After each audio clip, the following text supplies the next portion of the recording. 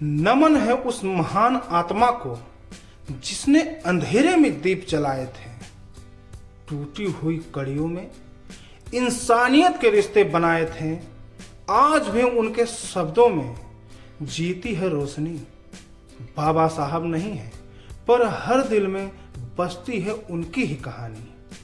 संविधान के उस शिल्पकार को सत सत नमन जिन्होंने हमें अधिकारों की कीमत समझाई, समानता की राह दिखाई और इंसान को इंसान होने का सम्मान दिलाया।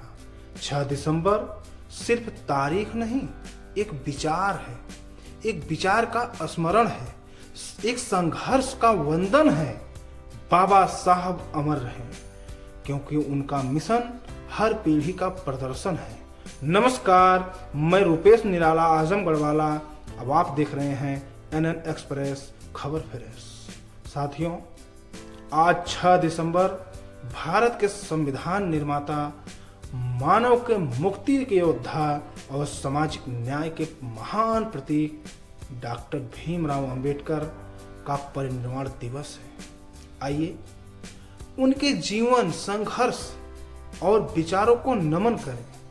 आज हम उस महापुरुष को याद कर रहे हैं साथियों, जिसने भारत को एक नई सोच दी, एक नई दिशा दी, एक ऐसा संविधान दिया जिसने हर नागरिक को बराबरी का अधिकार दिया।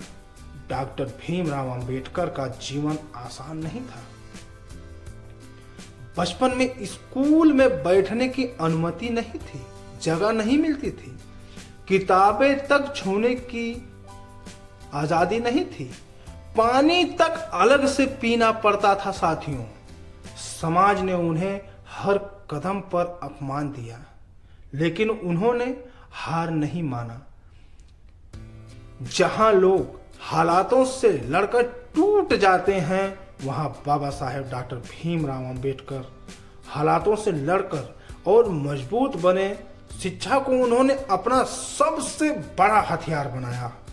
अमेरिका और इंग्लैंड की सबसे बड़ी यूनिवर्सिटियों में से उच्च शिक्षा लेकर उन्होंने पूरी दुनिया को साबित कर दिया कि प्रतिभा किसी जाति की मोहताज नहीं होती। लेकिन उनकी लड़ाई समाज में फैली असमानता, छुआछूत, भेदभाव के खिलाफ थी।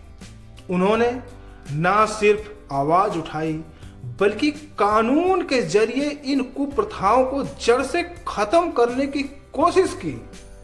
बाबा साहेब डॉक्टर भीमराव अंबेडकर भारत के संविधान की रचना का जिम्मा मिला और उन्होंने ऐसा संविधान दिया जिसमें हर व्यक्ति को समान अधिकार मिले, चाहे वह किसी भी धर्म, किसी भी जाति, किसी भी भाषा, किसी भी वर्ग का हो। वोट का अधिकार मिला, समानता का अधिकार मिला। साथियों, अनुच्छेद 32 में दिया गया न्याय का अधिकार ये बाबा साहेब की देन है। उन्होंने कहा था, मैं किसी ऐसे धर्म को नहीं मानता जो मानवता, समानता को स्वीकार ना करे।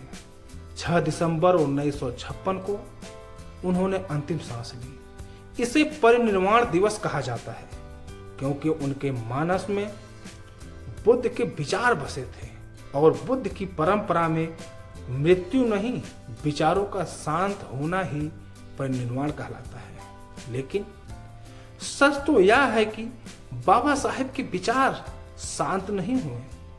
उनके विचार आज भी जिंदा हैं, समाज में हो रही क्रांति ला रहे हैं। आज भी जब हम शिक्षा की बात करते हैं, समानता की लड़ाई लड़ते हैं, अन्याय के खिलाफ आवाज उठाते हैं, तो बाबा साहेब हमारे बीच खड़े दिखाई देते हैं। उनका सपना था एक ऐसा भारत जिसमें जाति ना हो, छुआछूत ना हो, हर बच्चा पढ़ सके, हर इंसान सम्मान के साथ जी सके।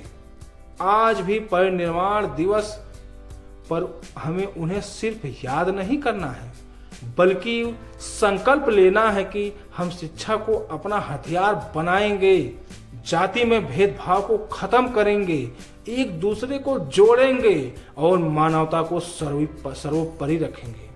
यही बाबा साहेब को सच्ची श्रद्धांजलि होगी साथियों। एनएन एक्सप्रेस की आपसे गुजारिश है, अगर आप भी बाबा साहेब के मिशन को, समानता और शिक्षा के संदेश को आगे बढ़ाना चाहते हैं तो हमारे चैनल को सब्सक्राइब करिए, लाइक करिए, शेयर करिए, कमेंट करिए। नमस्कार, मैं रुपेश निराला आजमगढ़ वाला, आप देख रहे थे एनएन एक्सप्रेस।